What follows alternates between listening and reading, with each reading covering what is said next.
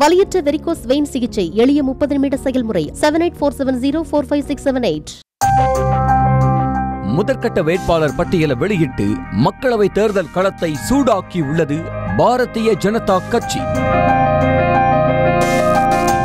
உத்தரப்பிரதேசத்தில் 51 தொகுதிகள், மேற்கு வங்கத்தில் 20 தொகுதிகள், மத்திய பிரதேசத்தில் 24 இடங்கள், குஜராத் மற்றும் ராஜஸ்தானில் தலா 15 இடங்கள், கேரளாவில் 12 தொகுதிகள், தெலங்கானாவில் 9 தொகுதிகள், அஸ்ஸாம், ஜார்க்கண்ட் மற்றும் சத்தீஸ்கரில் தலா 11 இடங்கள், டெல்லியில் 5 தொகுதிகள், உத்தரகாண்டில் 3 தொகுதிகள், ஜம்மு காஷ்மீர் மற்றும் அருணாச்சல பிரதேசத்தில் தலா 2 தொகுதிகள், கோவா, திரிபுரா, அந்தமான், டையூ ஜாமன் ஆகியவற்றில் தலா 1 தொகுதி என மொத்தம் 195 தொகுதிகளுக்கு வேட்பாளர்களை முதற்கட்டமாக அறிவித்திருக்கிறது பாஜக.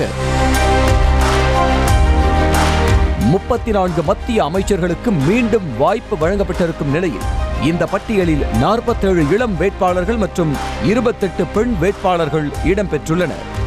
மக்களவை சபாநாயகர் ஓம் பிர்லா ராஜஸ்தான் மாநிலம் கோட்டா தொகுதியில் போட்டியிடுகிறார். கடந்த 2 மக்களவை தேர்தல்களிலும் போட்டியிட்டு வெற்றி பெற்ற உத்தரப்பிரதேசத்தின் வாரணாசி தொகுதியிலேயே பிரதமர் மோடி மீண்டும் களமிறங்குகிறார். கடந்த முறை போட்டியிட்டு வென்ற குஜராத்தின் காந்திநகர் தொகுதியில் மத்திய அமைச்சர் அமித்ஷா மீண்டும் போட்டியிடுகிறார்.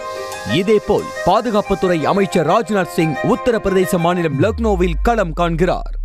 கடந்த மக்களவை தேர்தலில் உத்தரப்பிரதேச மாநிலம் அமேதி தொகுதியில் போட்டியிட்டு ராகுல் காந்தியை வீழ்த்திய ஸ்மிருதி இரானிக்கு மீண்டும் அதே தொகுதி ஒதுக்கப்பட்டுள்ளது. மத்திய அமைச்சர்கள் சர்பானந்த சோனாவால் அசாம் மாநிலம் திப்ருகர் தொகுதியிலும், கிரண் ரிஜிஜு அருணாச்சல் மேற்கு தொகுதியிலும், மன்சுக் மாண்டவியா குஜராத்தின் போர்பந்தர் தொகுதியிலும், ஜோதிராதித்ய சிந்தியா குனாவ் தொகுதியிலும் போட்டியிடுகின்றனர்.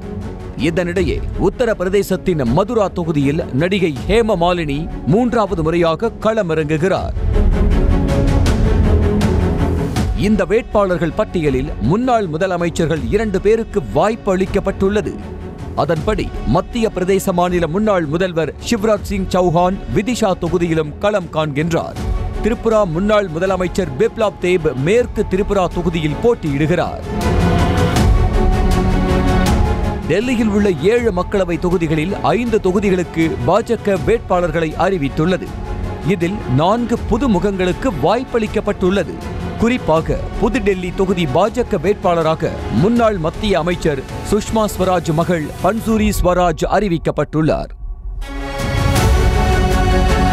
கேரள மாநிலம் திருச்சூர் தொகுதியில் நடிகர் சுரேஷ் கோபி, திருவனந்தபுரம் தொகுதியில் மத்திய அமைச்சர் ராஜீவ் சந்திரசேகர், ஆடிங்கால் தொகுதியில் மத்திய அமைச்சர் முரளிதரன் ஆகியோர் போட்டியிடுகின்றனர்.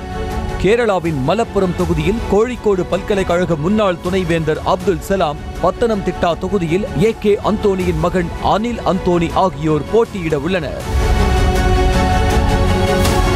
கூட்டணி மற்றும் தொகுதி பங்கீடு இறுதி செய்யப்படாத தமிழகம் உள்ளிட்ட பல மாநிலங்களுக்கு பாஜக வேட்பாளர்களை அறிவிக்கவில்லை.